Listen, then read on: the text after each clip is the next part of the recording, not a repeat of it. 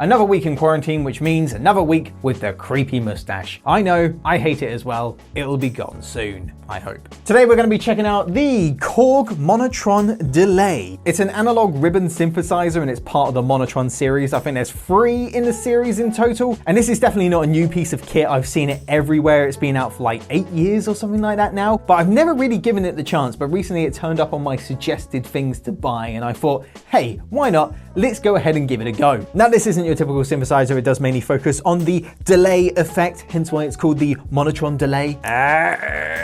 Now the first thing you might have noticed is that it's bloody adorable. Look at this thing, it's absolutely tiny. Also the color scheme is fantastic. I like the fact they've got like this little space effect behind the text just here. Overall, presentation, quite nice. So on this little guy, you get a low frequency oscillator, you've got a cutoff effect, and then you've got the delay options just here. Then you've also got 2 waveforms. You've got a triangle and a square waveform, and then you've got your tiny keyboard just down here. It also has an inbuilt speaker as well as headphone and aux port just on the top just there. So you can use this as a standalone instrument, or you could use it in conjunction with other electronic instruments to give them delay effects. Now chances are if you followed the channel for quite a while, you know that I am a novice with musical instruments, and there is no exception when it comes to this little guy. The only experience that I've ever had with like delay effects and low frequency oscillators were with the Stylophone Gen X1. And it's not exactly the most professional piece of kit out there, but it is gosh darn fun. I like the fact that the light in the rate dial changes when you turn it up, and it kind of gives you a visual representation as to what the rate is, which though is a small touch. I quite like it. It's neat. So let's go ahead and start turning some dials at random and seeing if we can make some absolute noise. Turn the rate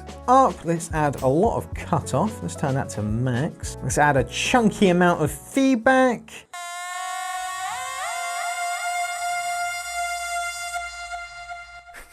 Spooky space sci-fi. Let's add a load of feedback. God damn, this thing really shouts. Oh.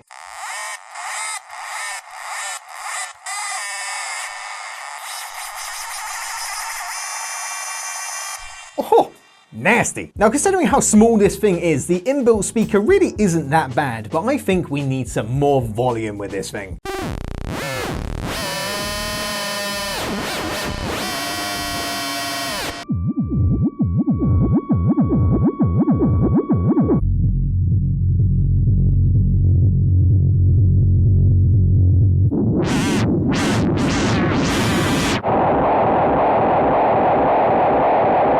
Nightmare, nightmare, nightmare.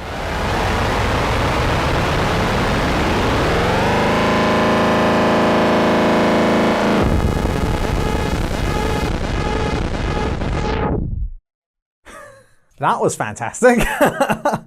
It's like how I imagine deep space to sound if deep space had a sound.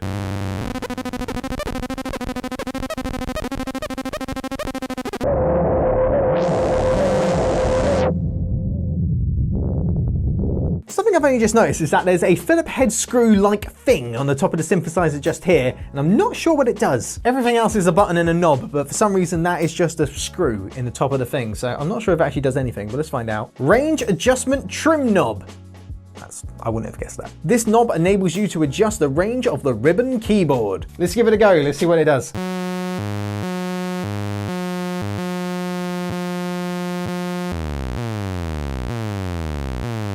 Kind of sounds like it changes the shape of the LFO wave.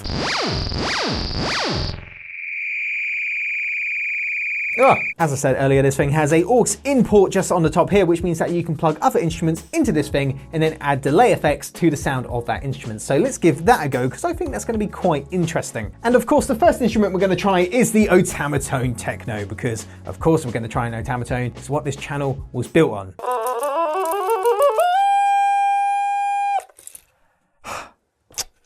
Let's make this bad boy sing!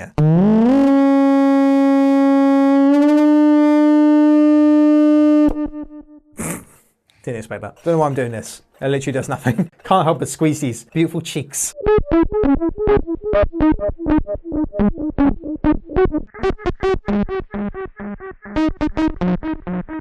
It does a good job at making the Otamatone sound kind of creepy. Let's try switching it to high pitch. That's gonna make my ears bleed.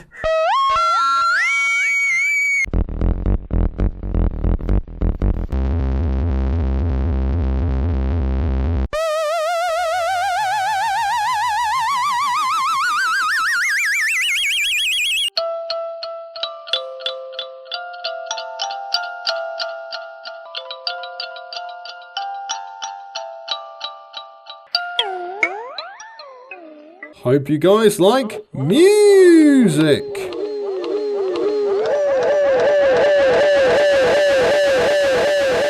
That's not music. Lost in space.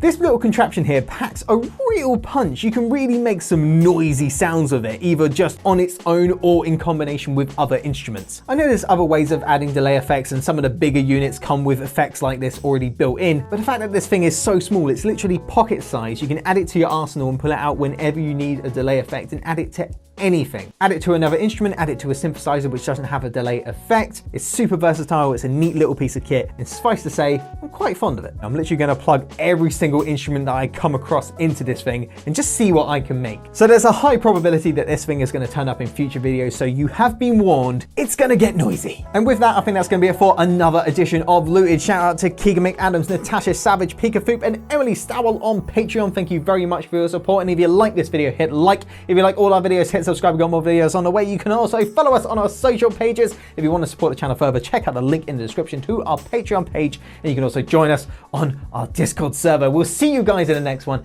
Have a good one.